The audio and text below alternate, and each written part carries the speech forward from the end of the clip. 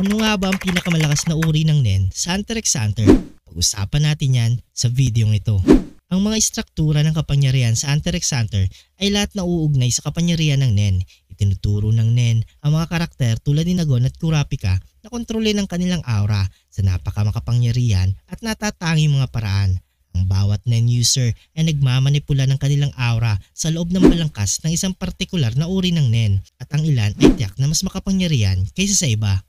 Ang pang-anim sa ating listahan ay ang Conjuration. Ang isang bihasang conjurer ay may kakayahang talunin ng anumang ibang NEN user, anuman ang uri ng kanilang NEN dahil sa kanyang kondisyonal na kalikasan. Ipinakita ito ni Kurapika nang talunin niya si Ovogin, isang makapangyarihang enhancer. Gayunpaman, kapag ito ay nakatuon sa isang partikular na kondisyon, nawawala ito. Kakaiba na kaya ng ibang mga uri ng NEN. Totoo na ang kadena ni Kurapika ay kayang talunin ang buong Phantom Troop ng mag-isa. Ngunit sa labas ng kondisyong ito, ang mga kadena ay nagiging simpleng mga sandata na hindi kasing lakas na pinalakas tulad kay Gon o mga kakayahan ni Killua sa kuryente. Ang panglima, ang Manipulation.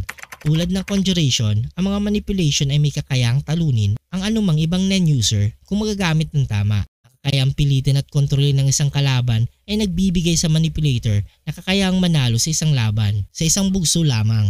Ang problema sa kakayahang ito ay nakasalalay ito sa pagkontrol ng manipulator sa kanilang kalaban. Kung di nila makuha ang kontrol sa kanilang kalaban, sila ay mapipilitang umasa sa kanilang kakayahan bilang isang mandirigma. Sinasaalang-alang kung gaano kahirap para sa isang manipulator na matutunan ang mga kakayahan ng enhancement at conjuration. Tiyak na mahihirapan sila sa laban sa mga kalaban kung hindi nila maaasahan ang manipulation para magtagumpay. Pang-apat, ang emission. Ang lakas ng isang emitter ay nakasalalay ng husto sa lakas ng kanilang aura. Kahit na ang aura ng karamihan sa mga NEN user ay humihina kapag naiwalay sa kanilang katawan, ang isang emitter ay maaaring mapanatili ang lakas ng kanilang aura sa maikling panahon katapos maiwalay ito sa kanila. Ginagawa nitong emission ng isa sa mga pinakamakapangyarihang offensive abilities sa lahat ng uri ng NEN dahil sa purong kapangyarihan ng aura mismo. Habang ang mga transmuter at conjurer ay maaaring gayahin ng ibang mga kapangyarihan at bagay na umiiral sa mundo. Ang isang emitter ay maaaring ihagis ang kapangyarihan ng purong aura sa kanilang mga kalaban. Kung si Gon ay napunta sa kategorya ng emission, maaaring nalampasan niya ang Dragon Ball's Beerus sa usaping kapangyarihang mapanira, ngunit kapalit nito nawala ang kanyang gilid sa usaping depensibong lakas. Pangatlo, ang Transmutation. Ang uri ng Transmutation NEN ay tila hinihiram ang pinakamahusay na katangian mula sa pareho mga uri ng Conjuration at Emission. Dalawa sa pinakamalalakas sa karakter sa Hunter x Hunter ay ang practitioner ng ganitong uri ng NEN na nagpapakita ng lakas nito higit sa anumang paglalarawan. Parehong si Killua at Hisoka ay nagpapakita ng mga kamanghamanghang kakayahan sa Transmutation sa pamamagitan ng paggamit ng kanilang aura upang lumikha ng mga kapangyarihan kakayahan na hindi katulad ng anumang umiiral sa pisikal na mundo. Ginagaya ni Killua ang mga katangian ng kuryente upang mapalakas ang lakas ng kanyang mga atake, habang si Hisoka ay nag-iimbento ng isang ganap na bagong substansya sa pamamagitan ng pagsasama ng mga katangian ng parehong goma at chewing gum. Tulad ng enhancement type, ang kakayahang ito ay parehong offensive at defensive capabilities, ngunit dahil nangangailangan ito ng matalas sa pag-iisip upang tunay na mapakinabangan, hindi nito natamo ang corona bilang pinakamakapangyarihang uri ng NEN. Pangalawa, ang enhancement. Ang enhancement ay kasing simple ng ito ay makapangyarihan. Ang mga NEN user na napapabilang sa kategoryang ito ay kayang palakasin ng kanilang sarili at ang mga bagay sa kanilang dala.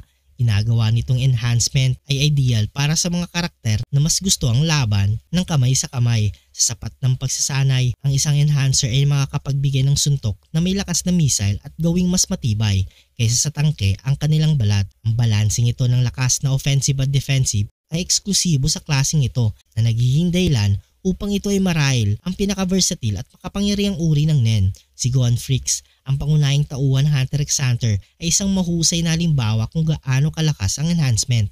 At ang panguna sa ating listahan, ang specialization. Mahirap irango ang specialization bilang uri ng NEN dahil sa iba't ibang kakayahan na maaari itong ibigay sa NEN user. Isang bagay ang malinaw, ang bawat specialist ay may pribilehiyo sa isang makapangyarihang NEN ability, ngunit ang mga kakayahang ito ay hindi palaging malakas sa larangan ng labanan. Halimbawa, si Neon ay isang specialist na kayang isulat ang hinaharap bilang isang manghuhula Ang kakayahang ito ay makapangyarihan, ngunit si Neon ay mawawasak sa larangan ng labanan ng karamihan sa ibang Nen user. Pinatunayan ni Kurapika kung gaano kalakas ang specialization sa simula pa lang ng anime sa pamamagitan ng pagpapalawak ng kanyang Nen affinities nang higit pa sa inaakala ng karamihan. Kahit na ang lakas ng mga specialized powers ay nag-iiba sa labanan, ang bawat specialist ay pumapasok sa labanan na may elementong sorpresa na wala sa ibang mga Nen user. Kung nagustuhan mong video ito, huwag niyong kalimutang mag-like at subscribe and hit the notification bell button para updated kayo palagi sa ating video. Maraming salamat.